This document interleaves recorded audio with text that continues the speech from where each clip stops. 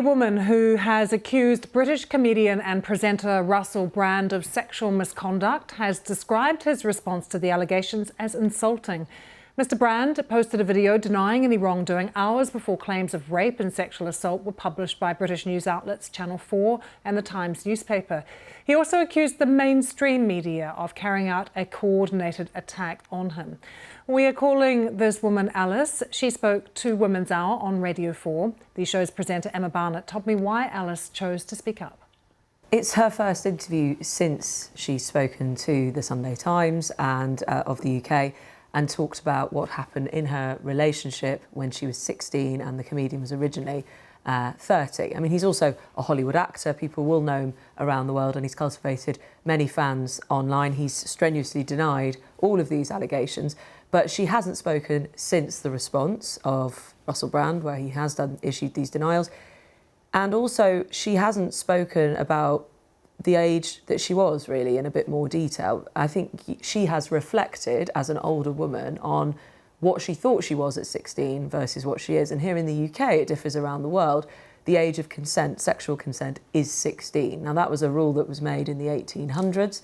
And she is asking for there to be a review, at least, of that, and talking about how even her mother, who tried to stop this relationship, and this was now she views a grooming situation, she views it, the law has changed since her relationship with Russell Brand, as an element of coercive control. She views it very, very differently, as well as the specific allegation of sexual assault. Well, let's have a listen to Alice when you ask her if Russell Brand knew that she was 16 when he first asked her out.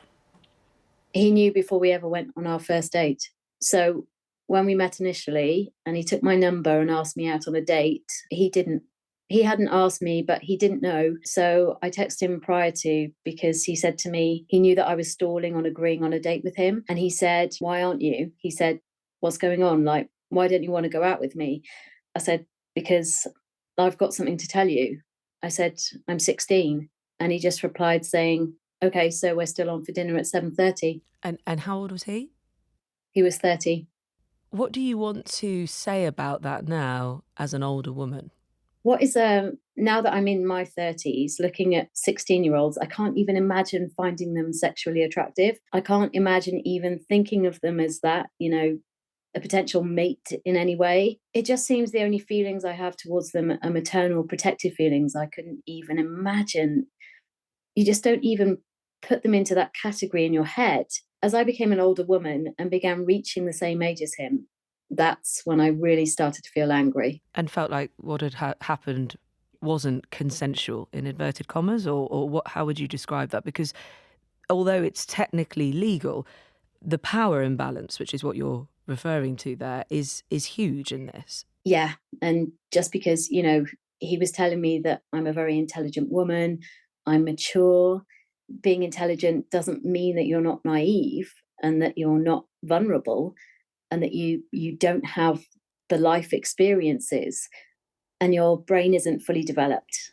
Some reaction from Downing Street describing these allegations against Russell Brand as being very serious and concerning. And we've also heard that the Culture Secretary is going to speak to broadcasters about their investigations into Russell Brand at the very next opportunity that she has. This is Lucy Fraser, of course. Because what are the allegations around the BBC, Emma? Yes, and I just wanted to say we used an actor to voice up Alice there. It's not her actual voice. We spoke on account of her remaining anonymous.